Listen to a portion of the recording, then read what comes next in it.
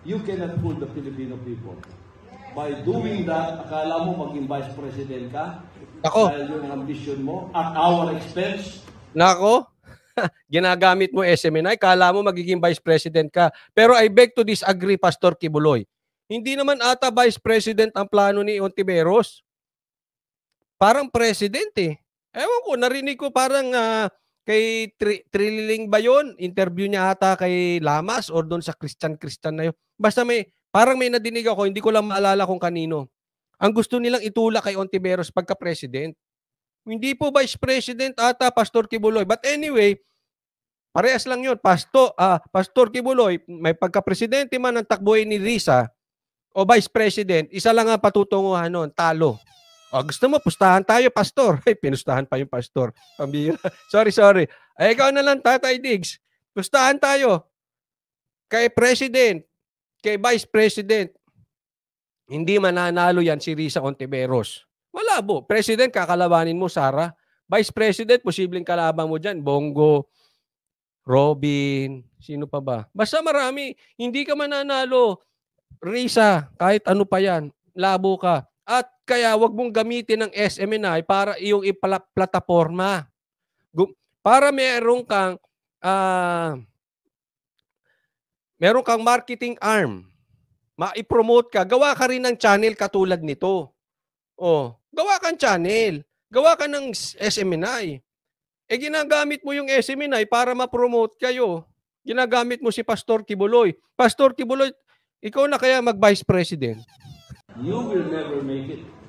You will never make it. This has destroyed you. It did not destroy me or the kingdom. It strengthened us more.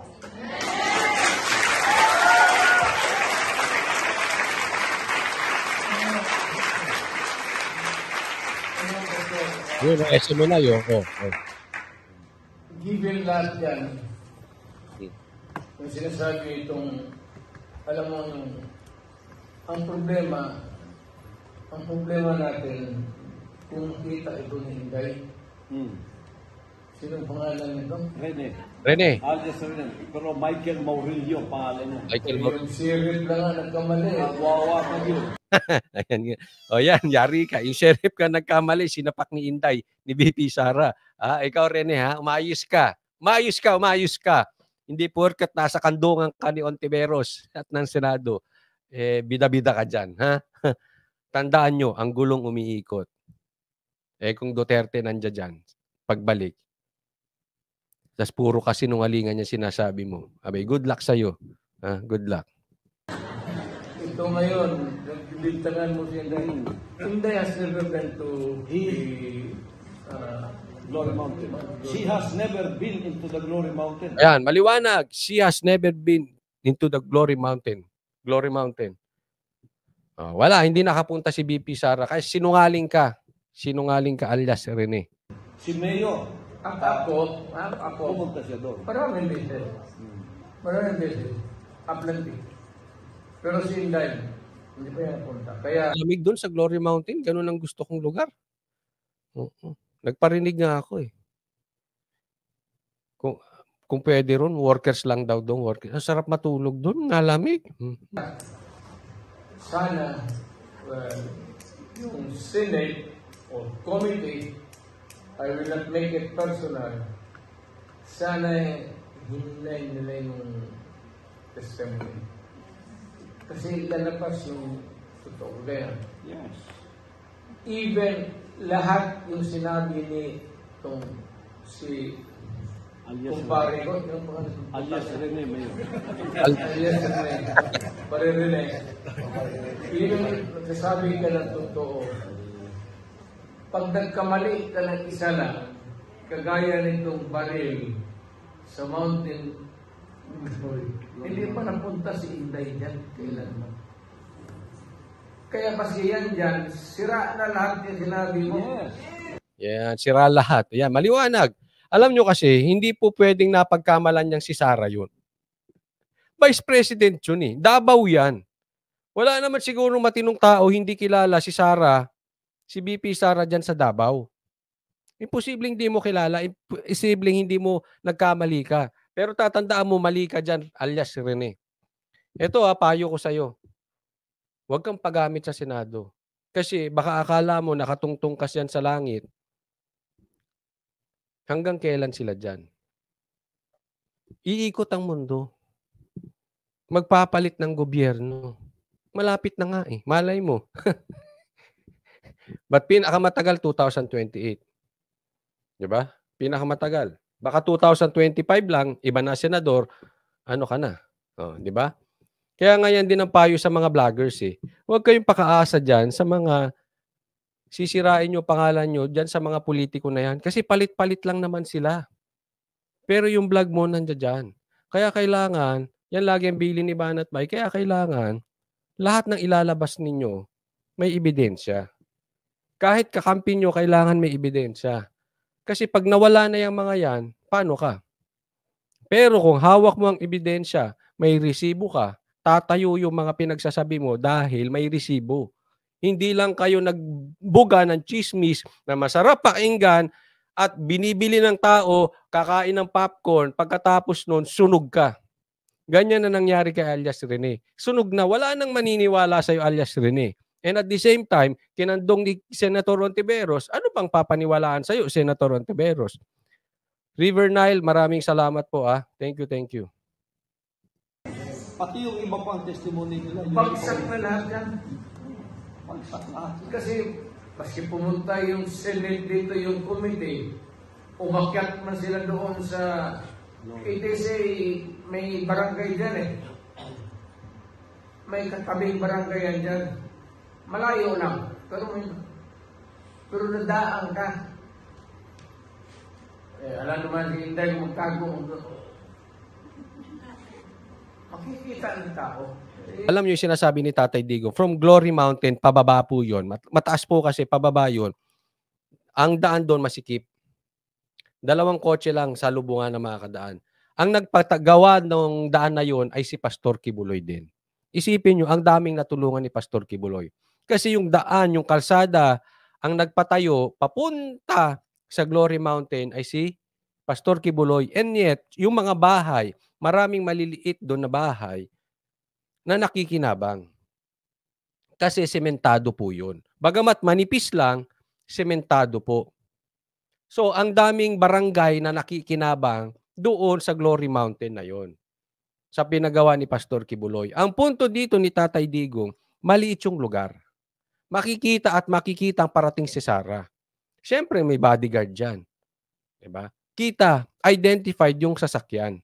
Pag dumaan doon, hindi naman niya simpleng tao na pupunta doon si Coach Oli at aalis, walang nakakaalam.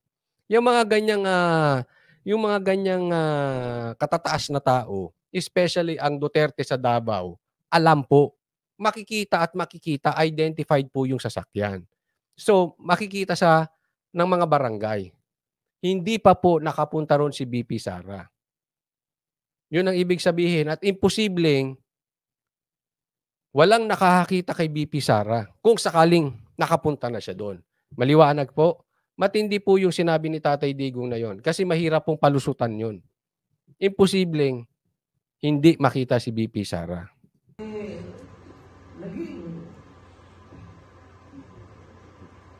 At saka Mayor, never kayo nagsabay ni Inday pagpunta dito. Hindi nagsasabay ng pagpunta dito. And kung Ibig sabihin niya dito, ito po kasi doon sa Kingdom. Andun po yung eskwelahan, andun yung Kingdom. Yung Kingdom nga pala, ipapakita ko sa inyo dito minsan, i-discuss natin, can seat 75,000 people. Napakalaki po. No? Tapos dito sa SMNI, katapat niyan, doon po kami kumakain. Nung 2 gabi, kasama namin sila Tatay Digong, tatawid ka lang. Sa loob mismo yan, nung compound. Okay, hindi raw pumupunta ng sabay si Tatay Digong at si BP Sara dyan. Pumunta sila doon 2. Ang protocol nila yung PSG, Mayor, when he comes here, 3 days before, the PSG has taken over the compound. Wala nang makalapit yan, kami lang na mayroong marka dito sa dibdib na may plate number. Yung noon yun. But ngayon, lahat ng magaganda, pasok. Ang galing talaga ni Tatay Digong. Kasi noon daw, pag pumunta siya sa sa Kingdom, ditong KOJC, 3 days pa lang hawak na 'yun ng PSG. Siyempre baka may tanim bomba, tanim baril, alam mo nilagay yung baril doon. Pagdating ni Tatay Digong kukuhanin, babarilin o bomba. So andun 3 days before, taken over na po yung lugar. Wala na makakalapit except yung may mga tatak. Oh, yun. Dati 'yon. Oh, yun. Ngayon, pwede na. Pwede na lumapit yung mga babae. Alam mo, natatawa ako sa mga jokes ni Tatay Digong. Pero mas natatawa ako dun sa mga vlogger, sinasakyan nila to. Alam mo yung sinisira nila si Tatay Digong na parang mahilig daw sa babae.